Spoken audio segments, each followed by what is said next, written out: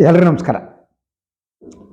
So ಇವತ್ತು ಹಲವು ವಿಚಾರಗಳಿವೆ ನನ್ನ ಮುಂದೆ. ಮೊದಲನೇದಾಗಿ ಸಿ ಟಿ ರವಿ ಅವರ ಪ್ರಕರಣ, ಅದಕ್ಕೆ ಸಂಬಂಧಪಟ್ಟ ಹಾಗೆ ಲಕ್ಷ್ಮೀ ಹೆಬ್ಬಾಳ್ಕರ್ ಅವರು ಆಡಿಯೋ ಬಿಡುಗಡೆ ಮಾಡಿದ್ದಾರೆ.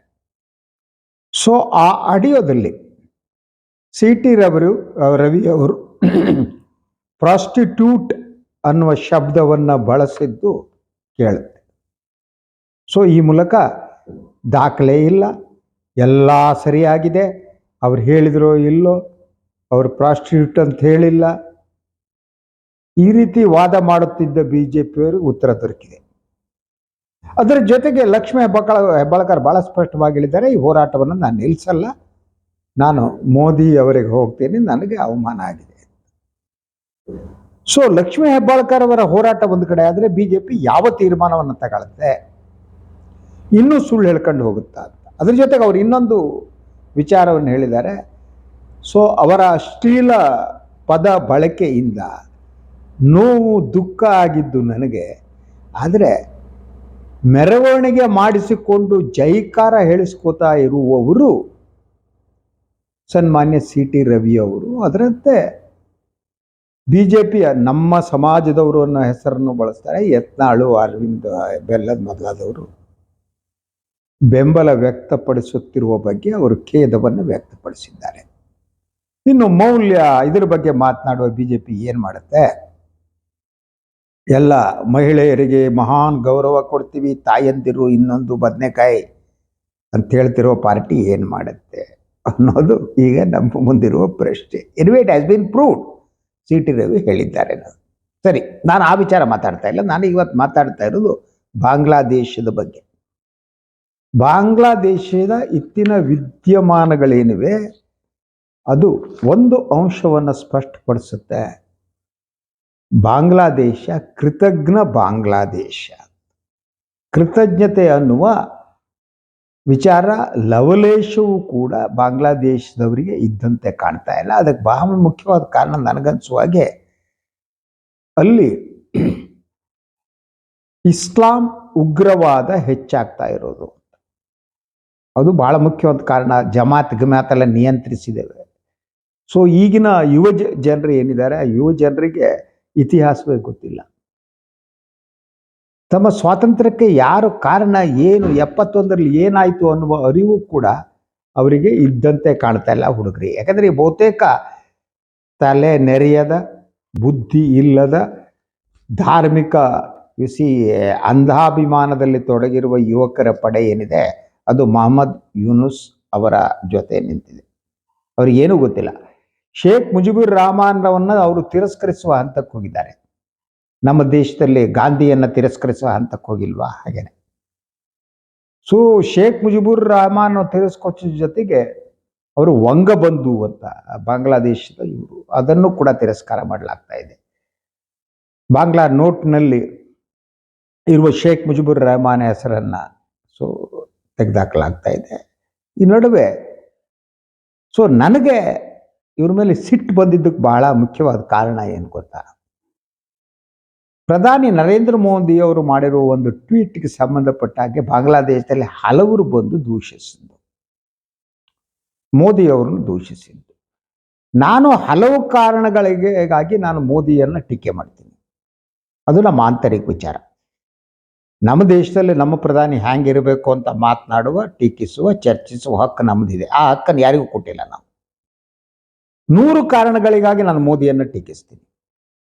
ಕೋಮುವಾದಕ್ಕಾಗಿ, ಹಿಂದುತ್ವಕ್ಕಾಗಿ, ಅದಕ್ಕೆಲ್ಲ ಟೀಕೆ ಮಾಡ್ತೀನಿ. ಆದರೆ ನಮ್ಮ ಪಕ್ಕದ ಯಾವುದೋ ಒಂದು ರಾಜ್ಯ ಬಂದು ದೇಶದವರು ಬಂದುಬಿಟ್ಟು ನಮ್ಮ ಪ್ರಧಾನಿಯನ್ನು ಟೀಕೆ ಮಾಡಿದ್ರೆ ನಾನು ಒಪ್ಪಲ್ಲ. ನಾವು ಅವರು ನಮ್ಮ ಪ್ರಧಾನಿ, ನಮ್ಮ ಜಗಳನ ಇನ್ನೊಂದು ಇದ್ದರೆ ಮೋದಿ ಜೊತೆ ನಮಗಿದೆ. ಅದಕ್ಕೆ ಬಾಂಗ್ಲಾದ ಯಾವನೋ ತಲೆನೇರಿಯದ ನನ್ನ ಮಗ ಬಂದುಬಿಟ್ಟು ಮೋದಿ ಅವ್ರನ್ನ ಬೈದ್ರೆ ನಾವು ಕೇಳಕ್ಕೆ ರೆಡಿ ಇಲ್ಲ. I am very much clear about that. ಯಾರೋ ಮೊಹಮ್ಮದ್ ಯೂನುಸ್ ಅಮೇರಿಕದ ಏಜೆಂಟ್, ಅವನು, ಅವ್ರಿಗೆ ಬೇರೆ ಏನೋ ಬಿರುದು ಬಾವಲಿಗಳನ್ನು ಕೊಟ್ಟಿದ್ದಾರೆ ಅಂತೆ. ಅದು ಕೇಡದು. ಹೋಗಿ ಕೋಮುವಾದಿಗಳ ಜೊತೆ ಸೇರ್ಕೊಂಡು ಅವ್ರ ನಿಯಂತ್ರಣದಲ್ಲಿ ಇದ್ಕೊಂಡು ಹೋಗ್ಬಿಟ್ಟು ಇಡೀ ಬಾಂಗ್ಲಾದೇಶವನ್ನು ದಿವಾಳಿ ಹಂತಕ್ಕೆ ತಂದು ನಿಲ್ಲಿಸಿದಾನ ಅಯೋಗ್ಯ. ಅವನ ಜೊತೆ ಈ ಎಲ್ಲ ಬುದ್ಧಿ ಇಲ್ಲದ ಮೂರ್ಖರ ಪಡೆ ಸೇರ್ಕೊಂಡಿದೆ. ಅವನು ಬಂದ್ಬಿಟ್ಟು ಟ್ವೀಟ್ ಮಾಡಿಬಿಟ್ಟು ವಾಟ್ಸಪ್ ಯೂನಿವರ್ಸಿಟಿಯ ಇನ್ನು ಮೂಲಕ ಮೋದಿ ಏನೋ ಮಾಡ್ತಾರೆ ಅಂತ. ನಮ್ಮ ಹಣೆ ಬರ ಕಂಡ್ರಿ, ನೀ ಯಾವ ನನ್ನ ಮಗನ ಹೇಳೋದಕ್ಕೆ? ನಮ್ಮ ಪ್ರಧಾನಿ ವಾಟ್ಸಪ್ ಯೂನಿವರ್ಸಿಟಿನವ್ರು ಇರ್ತಾರೆ, ಇನ್ಯಾವುದೋ ಯೂನಿವರ್ಸಿಟಿ ಮಾತನಾಡೋ ಯೋಗ್ಯತೆ ಇದೆಯಾ ನಿಮಗೆ? ಅದ್ರ ಜೊತೆಗೆ ಭಾರತದ ಕೆಲವು ಭಾಗಗಳನ್ನು ಗ್ರೇಟರ್ ಬಾಂಗ್ಲಾ ಅಂತೆ. ರೀ, ನಿಮ್ಮನ್ನು ಹೊಸಕ್ಕೆ ಹಾಕೋದಕ್ಕೆ ಎಷ್ಟು ಕಾಲ ಬೇಕಪ್ಪ? ಅದನ್ನೇ ಹೇಳ್ತಾ ಇರೋದು. ನಿಮಗೆ ಸ್ವಾತಂತ್ರ್ಯ ಕೊಡಿಸುವುದಕ್ಕೆ ಪಾಕಿಸ್ತಾನದ ಆ ಕಾಲದ ಸೈನ್ಯವನ್ನೇ 13 ದಿವಸದಲ್ಲಿ ಸೋಲಿಸಿದ ಭಾರತ. ಈಗ ನಿಮ್ಮ ಹತ್ರ ಏನಿದೆ? ಆ ಕಡೆ ಅರೆಖಾನ ಆರ್ಮಿ ಬಂದು ನಿಂತಿದೆ, ಅದು ಬೌದ್ಧರ ಆರ್ಮಿ. ಅವರು ನಿಮ್ಮ ಜಾಗ ಎಲ್ಲ ಕಬಳಿಸ್ತಾ ಇದ್ದಾರೆ. ಇಲ್ಲಿ ಎಲ್ಲ 4 ಜನ ಸೇರ್ಕೊಬಿಟ್ಟು ಬಂದ್ಬಿಟ್ಟು ಭಾರತದ ಬಗ್ಗೆ ಮಾತನಾಡೋದು. ಆ ಮೊಹಮ್ಮದ್ ಯೂನುಸ್ ಅಲ್ಲಿ ಅವ್ರದ್ದು ಡೆವಲಪ್ಮೆಂಟ್ 8 ರಾಷ್ಟ್ರಗಳೊಂದು ಸಭೆ ನಡೀತು ಈಜಿಪ್ಟ್ನಲ್ಲಿ. ಅಲ್ಲಿ ಹೋಗ್ಬಿಟ್ಟು ಪಾಕಿಸ್ತಾನದ ಇವನು ಒಪ್ಕೊಂಡು ಕೂತ್ಕೊಂಡಿದ್ದಾನೆ. ಅಲ್ಲಿ ಊರಲ್ಲಿ ತಿನ್ನಕ್ಕೆ ಟೊಮೆಟೊನೂ ಇಲ್ಲ, ಏನೂ ಇಲ್ಲ, ಆಲೂಗಡ್ಡೆನೂ ಇಲ್ಲ. ಹಾಲು ಟೊಮೆಟೊ ಪಾಕಿಸ್ತಾನದಿಂದ ಕೊಡಿ ಅಂತ ಕೇಳ್ತಿದ್ದಾರೆ. ಪಾಕಿಸ್ತಾನದಲ್ಲಿ ಅವರಿಗೆ ತಿನ್ನಕ್ಕಿಲ್ಲ, ಪಾಪ ಅವ್ರ ಕಟ್ಟ ಅವರಿಗೆ. ಇವನು ಹೋಗ್ಬಿಟ್ಟು ಅವ್ರ ಹತ್ರ ಸಹಾಯ ಏನಾದರೂ ಮಾಡಿ, ನೀವು ಫ್ರೆಂಡ್ ಆಗೋಣ. ಹಾಳಾಗೋಗಿ ನಮ್ಗೆ ಏನಾಗಬೇಕಾಗಿದೆ? ವಾಟ್ ಐ ಟೆಲ್ ಯು, ಹೋಗಿ ಪಾಕಿಸ್ತಾನ ಜೊತೆ ಸೇರ್ಕೊಂಡು ಹಾಳಾಗಿ ಹೋಗಿ. ನಿಮ್ಮ ಮನೆ ಬರ, ನೀವು ಉದ್ಧಾರ ಆಗೋ ಲಕ್ಷಣ ಇಲ್ಲ ಅಂತ ನನಗಂತೂ ಅನ್ಸಕ್ಕೆ. ಅದಕ್ಕಿಂತ ನಾನು ಭಾಳ ಮುಖ್ಯವಾದ ಪ್ರಶ್ನೆ ಬಗ್ಗೆ ಮಾತನಾಡೋದು. 1971ರಲ್ಲಿ ಬಾಂಗ್ಲಾ ವಿಮೋಚನೆಗೆ ಕೆಲಸ ಮಾಡಿದಂಥ ನಮ್ಮ ಸೈನಿಕರು ಹಲವರು ಅಸುನೀಗಿದ್ರು. ಆದರೆ 90,000ಕ್ಕೂ ಅಧಿಕ ಪಾಕ್ ಸೈನಿಕರನ್ನ ಮಣಿಸಿದ್ದು, ಶರಣಾಗುವಂತೆ ಮಾಡಿದ್ದು ನಮ್ಮ ಭಾರತ. ಸೊ ಭಾರತದ ಸೈನ್ಯ ವೀರಾವೇಶದಿಂದ ಹೋರಾಡಿ ಅವರಿಗೆ ಸ್ವಾತಂತ್ರ್ಯವನ್ನು ಕೊಡಿಸ್ತು. ನಾನು ಈ ಕ್ಷಣದಲ್ಲಿ ಕೂತು ಇವ್ರು ನೋಡಂತೀನಿ, ನಾವು ತಪ್ಪು ಮಾಡಿದ್ವು, ಹಾಳಾಗೋಗ್ಲಿ ಬಿಟ್ಬಿಡ್ಬೇಕಾಗಿತ್ತು. ಲಕ್ಷಾಂತರ ಜನರನ್ನ ಪಾಕ್ ಸೈನ್ಯ ಬಂದು ಬಾಂಗ್ಲಾದೇಶಿಗರನ್ನ ಕೊಂದಾಕ್ತು. ಲಕ್ಷ ಜನರ ಮಾರಣ ಹೋಮ ನಡೆದು ಹೋಯ್ತು. ಅಲ್ಲಿ ಬಾಂಗ್ಲಾ ಅವರ ಹೆಣ್ಣು ಮಕ್ಕಳ ಮೇಲೆ ಅತ್ಯಾಚಾರ ನಡೀತು. ಅದನ್ನು ನೋಡೋದಕ್ಕೆ ಸಾಧ್ಯ ಆಗದೇನೆ ಶ್ರೀಮತಿ ಇಂದಿರಾ ಗಾಂಧಿಯವರು ಬಾಂಗ್ಲಾದೇಶದ ವಿಮೋಚನೆಗೆ, ರಾಷ್ಟ್ರ ಹುಟ್ಟೋದಕ್ಕೆ ಸಹಾಯ ಮಾಡೋದಕ್ಕೆ ಹೋದರು. ಆದರೆ ಇವರಿಗೆ ಸಹಾಯ ಮಾಡೋ ಕನಿಷ್ಠ ಕೃತಜ್ಞತೆಯೂ ಇಲ್ಲದಿರ ಅಯೋಗ್ಯ ಜನರಿಗೆ ಸಹಾಯ ಮಾಡಬೇಕಾಗಿತ್ತ. ಹೊಡ್ಕೊಂಡು ಸತೋದರಪ್ಪ ಅನ್ಬೇಕಿತ್ತ. ಯೋಗ್ಯರಲ್ಲ, ಅಪಾತ್ರರಿಗೆ ದಾನ ಅಂತಾರೆ, ಹಂಗೇನೆ ಅಯೋಗ್ಯರಿಗೆ ಸಹಾಯ ಮಾಡಿಬಿಟ್ಟು ಈಗ ಈ ಸ್ಥಿತಿಗೆ ಬಂದ್ಬಿಟ್ಟು ತಮ್ಮ ಜನಕನನ್ನೇ ತಿರಸ್ಕರಿಸೋದಂತ. ಅದಾದರೆ ನಿಮ್ಮ ತಂದೆಯನ್ನ ನೀವು ತಿರಸ್ಕಾರ ಮಾಡಿದಾಗೆ, ನಿಮ್ಮ ತಂದೆಯನ್ನ ತಗೊಂಡೋಗ್ಬಿಟ್ಟು ಯಾವುದೋ ವೃದ್ಧಾಶ್ರಮಕ್ಕೆ ಸೇರಿಸಿದ ಹಾಗೆ. ಆದರೆ ಈ ತಂದೆ ಇನ್ನೂ ಬಲಿಷ್ಠ, ಭಾರತ ಬಲಿಷ್ಠ. ಸೊ ಆದರೆ ನೀವೇನು ಮಾಡೋಕ್ಕಲ್ಲ. ಅದಕ್ಕೆ ಕಾಮನ್ ಸೆನ್ಸ್ ಇಲ್ಲದಷ್ಟು ಮೂರ್ಖರಲ್ರಿ ನೀವು. ಯಾವುದೋ 10-11 ದ್ರೋಣ್ ಟರ್ಕಿ ಹತ್ರ ತಂದ್ಬಿಟ್ಟು ಭಾರತ ಗಡಿಯಲ್ಲಿ ನಿಲ್ಸ್ಕೊಬಿಟ್ಟು ಏನೋ ಭಾರತದ ಈ ಭಾಗ ಆ ಭಾಗ ಎಲ್ಲ ನಮ್ದು ಸೇರ್ಕೊತೀರಿ. ಮೂರ್ಖತನದ ಬಗ್ಗೆ ಏನ್ರಿ ಹೇಳ? ಸೊ ಈಗಲೂ ಕೂಡ ಗಡಿಯಲ್ಲಿ, ಮೇಘಾಲಯ ಗಡಿಯಲ್ಲಿ ಭಾರತ ದ್ರೋಣ್ಗಳು ಬಂದು ನಿಂತಿವೆ. 2 ನಿಮಿಷ ಸಾಕಂಡ್ರಿ, ಮುಳುಗೋಗ್ಬಿಡ್ತೀರಿ, ನಾಶ ಆಗೋಗ್ಬಿಡ್ತೀರಿ. ಇದು ಅರ್ಥ ಆಗದೆ ಇದ್ರೆ ಅವರಿಗೆ ನೋಬೆಲ್ ಪ್ರೈಸ್ ಅಂತ ಯಾವ ಸೀಮೆ ನೋಬೆಲ್ ಪ್ರೈಸು? ಆ ಮೊಹಮ್ಮದ್ ಯೂನುಸ್ ಮತ್ತು ಅವರ ತಂಡ. ಸೊ ಅವ್ರ ತಂಡದಲ್ಲಿರುವ ಬಹಳಷ್ಟು ಹುಡುಗರೇನಿದ್ದಾರೆ, ಅಲ್ಲಿ ಇಲ್ಲಿ ಕಲ್ಲು ಹೊಡ್ಕೊಂಡು ಚಳವಳಿ ಮಾಡ್ಕೊಂಡಿದ್ದವ್ರು ದೇಶ ಕಟ್ಟಕ್ಕಾಗುತ್ತೇನ್ರಿ? ಮ್ಯಾಚುರಿಟಿನೇ ಬಂದಿಲ್ಲ. ಅಲ್ಲೆಲ್ಲ ಕಲ್ಲು ಹೊಡೆಯೋದು, ಇಲ್ಲೆಲ್ಲ ಕಲ್ಲು ಹೊಡೆಯೋದು, ಯಾರು ಹೆಣ್ಮಕ್ಳು ಚುಡಾಯಿಸೋದು, ಇಂಥ ಕೆಲಸ ಮಾಡ್ತಿದ್ದವ್ರು ಬಂದ್ಬಿಟ್ಟು ದೇಶ ಹಾಳಕ್ಕೆ ಹೋಗ್ಬಿಟ್ರೆ ಎಲ್ಲರಿಗೂ ಕಷ್ಟ, ಪಕ್ಕದಲ್ಲಿ ನಮಗೂ ಕಷ್ಟ. ಹೇಳಂಗಿಲ್ಲ, ಅನುಭವಿಸಂಗಿಲ್ಲ. ಅವರೆಲ್ಲ ಇಡೀ ದೇಶವನ್ನು ರನ್ ಮಾಡ್ತಾರಂತೆ.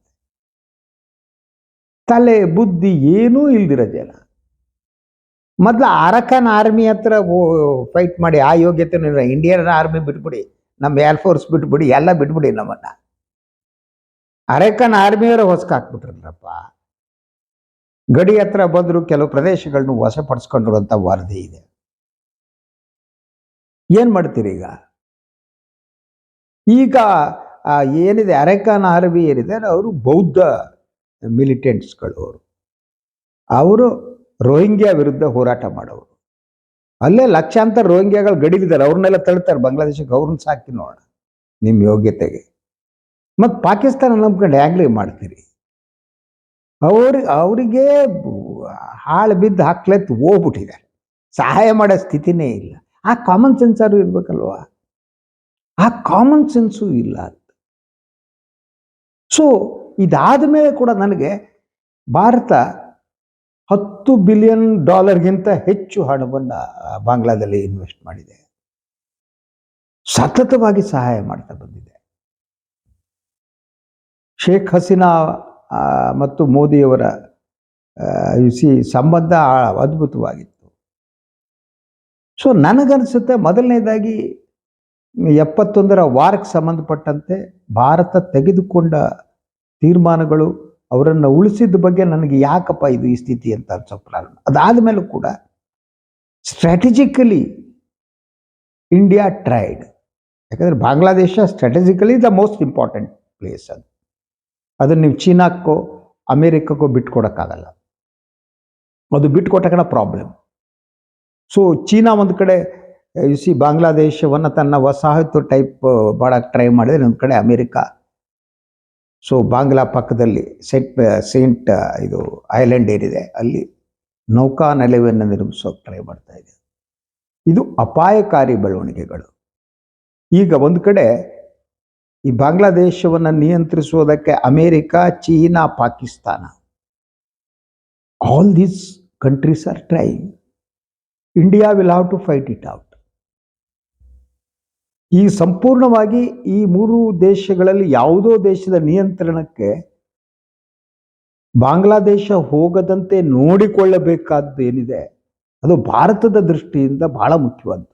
ಆದರೆ ಅಲ್ಲಿ ರಿಲಿಜಿಯಸ್ ಫಂಡಮೆಂಟಲಿಸಮ್ ಸ್ಪ್ರೆಡ್ ಆಗ್ತಾ ಇದೆ. ಅದಕ್ಕೆ ಅಮೇರಿಕ ಸಪೋರ್ಟ್ ಕೊಡುತ್ತೆ. ಅಮೇರಿಕದೆಲ್ಲ ಹಿಂಗೇನೆ. ಸೊ ಬೈಡನ್ ಸಾಹೇಬರಿದ್ದಾರಲ್ಲ, ಜೋ ಬೈಡನ್, ಅವರ ಪಾರ್ಟಿಗೂ ಆ ಮೊಹಮ್ಮದ್ ಯೂನುಸ್ಗೂ ಏನೋ ಒಂದು ರೀತಿಯ ಸಂಬಂಧ. ಅದೇನೋ ಹಿಲರಿ ಕ್ಲಿಂಟನ್ ಯಾವುದೋ ಸಂಸ್ಥೆಗೆ ಇವನ್ನೆಲ್ಲದೋ ಇನ್ವೆಸ್ಟ್ಮೆಂಟ್ ಹಾಕ್ಸಿದ್ರಂತೆ ಮೊಹಮ್ಮದ್ ಯೂನುಸ್ ಅವರು. ಆ ಸಕಾಲ ಸಂಬಂಧ ಭಾಳ ಹತ್ರ ಅವರಿಗೆ, ಒಬ್ಬೊಬ್ಬಗೂ ಹತ್ರ.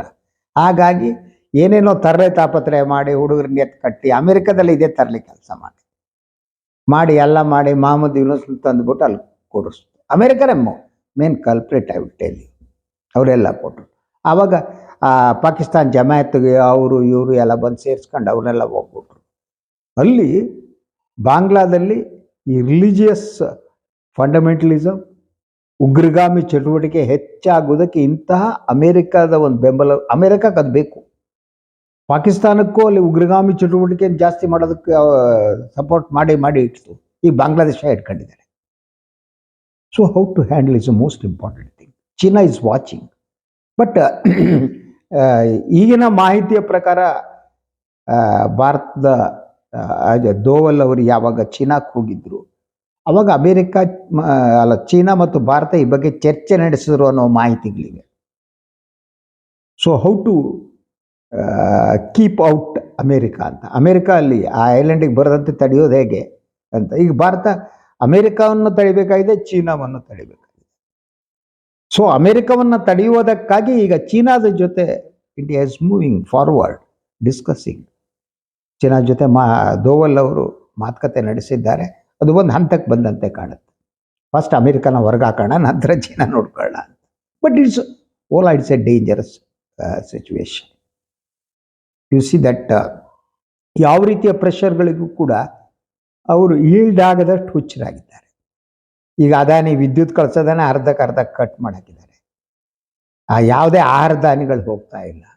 ಬಾಂಗ್ಲಾದೇಶಗಳು ಬಂದು ಕಲ್ಕತ್ತಾಕ್ಕೆ ಬಂದ್ಬಿಟ್ಟು ಅಲ್ಲಿ ಆಸ್ಪತ್ರೆಗಳಲ್ಲಿ, ನರ್ಸಿಂಗ್ ಹೋಮ್ನಲ್ಲಿ ಟ್ರೀಟ್ಮೆಂಟ್ ತಗೊಳ್ಳೋ ಹಂಗಿಲ್ಲ. ಇಡೀ ಎಲ್ಲ ಕಲಾಪ್ಸ್ ಆಗಿ ಕೂತ್ಕೊಬಿಟ್ಟಿದೆ. ಆದರೆ ಅವ್ರಿಗೆ ಬುದ್ಧಿ ಬರಲ್ಲ. ಇವರಿಗೆ ಬುದ್ಧಿ ಬರಲ್ಲ ಅಂತ ಬಿಡ ಹಂಗೂ ಇಲ್ಲ. Ultimately will be the suffer. It is a very very very ಇದು. So but the thing, clear things ಏನು ಅಂತಂದರೆ ಕೃತಜ್ಞರು, ಅಯೋಗ್ಯರು, ಅನುಮಾನನೇ ಬೇಕಾಗಿಲ್ಲ. ಏನು ಹುಚ್ಚಿಡಿದ್ಬಿಟ್ಟಿದೆ ಅವ್ರಿಗೆ ಒಂದು ರೀತಿ. ಏನೇನೋ ಮಾತಾಡ್ತೇವೆ, ಭಾರತವನ್ನೇ ಕಬಳುತ್ತೀವಿ, ಭಾರತ ಒಳಗಡೆ ಮಾಡ್ತೀವಿ. ನೆಟ್ಟಿಗೆ ಅಡುಗೆ ಮಾಡ್ಕೊಂಡು ಊಟ ಮಾಡ್ರಪ್ಪ. ಆಹಾರ ಧಾನ್ಯ ಇಲ್ಲ, ಇನ್ನೊಂದಿಲ್ಲ, ವಿದ್ಯುತ್ ಇಲ್ಲ. ಟೆಕ್ಸ್ಟೈಲ್ ಇಂಡಸ್ಟ್ರಿ ಕಿತ್ತೋಯ್ತು. ಬಹುತೇಕ ಟೆಕ್ಸ್ಟೈಲ್ ಇಂಡಸ್ಟ್ರಿಗಳು ಇಂಡಿಯಾಕ್ಕೆ ಶಿಫ್ಟ್ ಆಗ್ತಿವೆ. ನಿಮ್ಮ ಸುತ್ತಲೂ 3 ಕಡೆ ಭಾರತ ಇದೆ, ಇನ್ನೊಂದು ಕಡೆ ಮಯಮ್ನಾರ್ ಇದೆ. ಮಯಮ್ನಾರ್ ಆರ್ಮಿ ಇವ್ರದ್ದು ಬಂದು ಕೂತಿದೆ ಅಲ್ಲಿ. ಎಲ್ಲ ಕಡೆ ಹೊಡೆಸ್ಕೊಂಡು ಗುದಿಸ್ಕೊಂಡು ಮತ್ತು ಜೀ ಅಂತ ಕೂತಿದ್ದೀರಿ ಅಷ್ಟೇ. That is the serious thing. So ಇದೇ ಸ್ಥಿತಿ ಮುಂದುವರೆದ್ರೆ Bangladesh is going to collapse. ಈಗಲೇ ಕೊಲ್ಯಾಪ್ಸ್ ಆಗಿದೆ. ಸೊ ರಾಜಕೀಯ ಕೊಲ್ಯಾಪ್ಸ್ ಆಗಿದೆ. ಆದರೆ ಭಾರತಕ್ಕೊಂಥರ ಇಟ್ಸ್ ವೆರಿ ಟಿಕ್ಲಿಶ್. ನೀವು ಅದು ಒಂಥರ ಇದರ ಒಳಗಿನ ಕೆಂಡ ಅಂತಾರಲ್ರಿ, ಹಾಗೆ ಇಟ್ಗಳ ಹಾಗೆ ಇಲ್ಲ, ಉಗಿಯೋ ಹಂಗೂ ಇಲ್ಲ, ಇಟ್ಗಳ ಹಾಗಿಲ್ಲ, ಉಗಿಯೋ ಹಂಗಿಲ್ಲ. Very dangerous situation. ಅತ್ಲ ಪಾಕಿಸ್ತಾನಕ್ಕೆ ಹೋಗಿ ಸೇರ್ಕೊಂಡು ಹಾಳ ಹೋಗ್ಬಿಡಿ. ಜಮಾಯತ್ ಇಸ್ಲಾಮಿ ಜೊತೆ ಸೇರ್ಕೊಂಡು ಹಾಳ ಹೋಗ್ಬಿಡಿ ಅಂತ ಅನ್ಸುತ್ತೆ. ನೋಡಿ, ಚಿಲ್ಟು ಪುಲ್ಟುಗಳೆಲ್ಲ ಬಂದು ಮಾತಾಡೋಕೆ ಹೋದ್ರೆ ಸಿಟ್ಟು ಬಂದ್ಬಿಡುತ್ತೆ. ನಿನ್ನೆ ಮೊನ್ನೆ ತಲೆ ಬೆಳೆದಿರೋ ಎಲ್ಲ ಬಂದ್ಬಿಟ್ಟು ಭಾರತದ ಬಗ್ಗೆ, ಭಾರತ ಪ್ರಧಾನಿ ಬಗ್ಗೆ ಟೀಕಿಸ್ಕೊಡ್ದು. ನಮ್ಮ ಆಂತರಿಕ ವ್ಯವಹಾರ ನಮ್ಮದು ಕಣ್ರಿ, ನಾವು ಟೀಕೆ ಮಾಡ್ತೀವಿ. ನಮಗೆ ಗೊತ್ತಿದೆ, ಇಂಡಿಯಾದ ಜನರಿಗೆ ಗೊತ್ತಿದೆ. ಅವ್ರು ನಮ್ಗೆ ಎಂಥ ಪ್ರಧಾನಿ ಬೇಕು ಅಂತ ಆಯ್ಕೆ ಮಾಡ್ತಾರೆ. ಪ್ರಧಾನಿ ಬೇಡದಿದ್ರೆ ಸರಿ ಇಲ್ಲದ್ರೆ ಟೀಕೆ ಮಾಡ್ತಾರೆ, ಎತ್ತು ಒಗಿತಾರೆ. ನೀವು ಯಾರು ಬಾಂಗ್ಲಾದೇಶದ ನನ್ನ ಮಕ್ಕಳು? ನೀವು ಬಂದು ಬುದ್ಧಿ ಹೇಳ್ಬೇಕಾ ನಮಗೆ? ನಮ್ಮ ಪ್ರಧಾನಿಯವ್ರು ಟೀಕೆ ಮಾಡ್ಬೇಕಾ? ಆ ಯೋಗ್ಯತೆ, ಅರ್ಹತೆ ಇದೆಯಾ ನಿಮಗೆ?